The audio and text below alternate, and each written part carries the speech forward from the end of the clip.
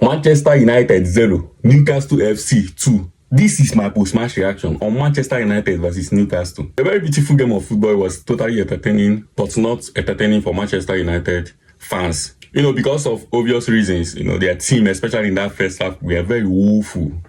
It was a shambolic performance, defensive-wise, attacking-wise. In all ramification, Manchester United could have even gone down 5-0 or 4-0 in the first half, if not for that change made by Ruben Amorim. In as much as I am against Manchester United fans who are saying that Ruben Amorim, who are asking him questions like, why is he sticking to his tactics or to his style of play instead of adjusting, to help the team better? But is that not what Erik ten Hag did? Erik ten Hag, you saw him in Ajax, he was playing this sweet football. But in Manchester United, you just turned to the opposite of what he was playing in Ajax in order to get results or get things out of the team.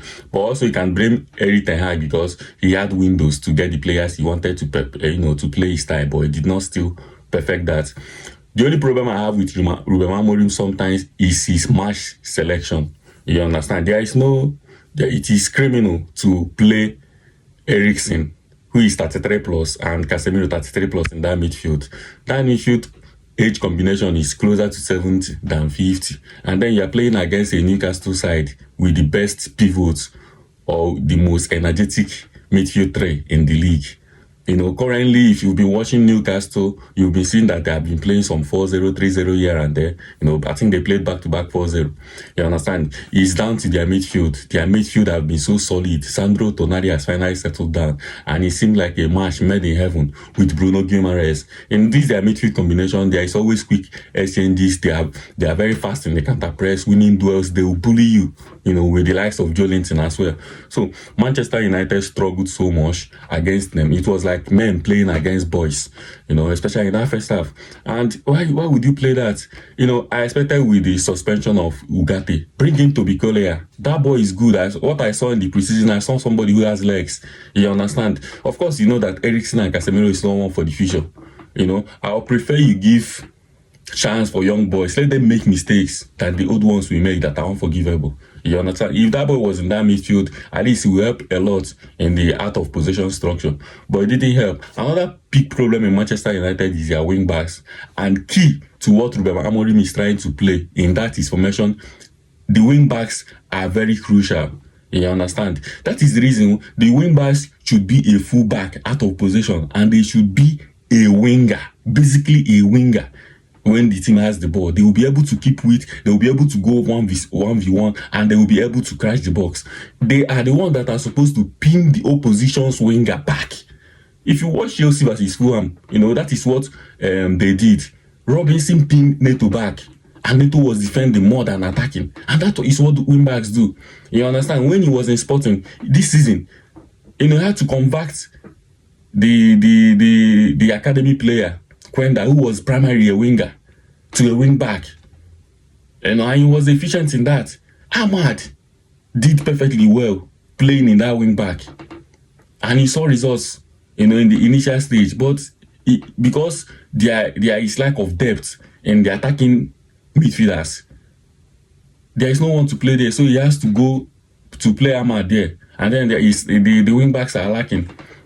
Dalot and Mazraoui are not even wing backs. They can't even do that work at all. When Conte was in Chelsea, he had Victor Moses, who was a winger all his life. And then you have Marcos Alonso, who has vision, good passing ability, a good box crasher, and then who is able to provide width. So Manchester United is suffering in that regard. And then it does not help that the midfield pivot also, they lack a deep lying playmaker, somebody who can swish the ball quickly to the flanks with his eyes closed. You understand? Somebody who is able to dictate play, control the tempo of the game. And then in the defense is not good enough as well. Why are you playing De Ligt and Martinez as right centre back and left centre back? These people are not able to defend the channels.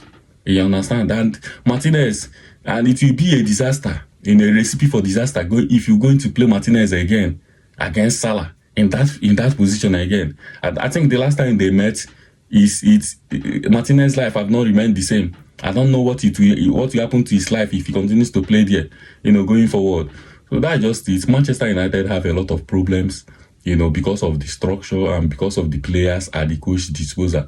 But I expect a lot of better game management with the coach and, better reading of the opponents that is going to play and not, throwing out players there with his structure, hoping that they do well. You understand? I really hope that if Manchester United should solve at least the problem of wing backs in this transfer window, it will help a lot. If not, you might need to employ Sam Allardyce in your last 10 games in order to save you. This match, Isak was very good and has been good this December. I think he has scored almost 8 goals, or he scored 8 goals in this December. Lewis Saw, what a player. Quick, sharp and solid. You understand? Look at that crossing. And he pocketed Ahmad. He was very good in this match. He really missed a gym there. And it's Newcastle's game. So tell me what you think about the match. Who disappointed you the most and who was the man of the match? This is Football Matter, Catalyst and Analyst, the Football Pacifier and the Football Encyclopedia. Peace. No shades.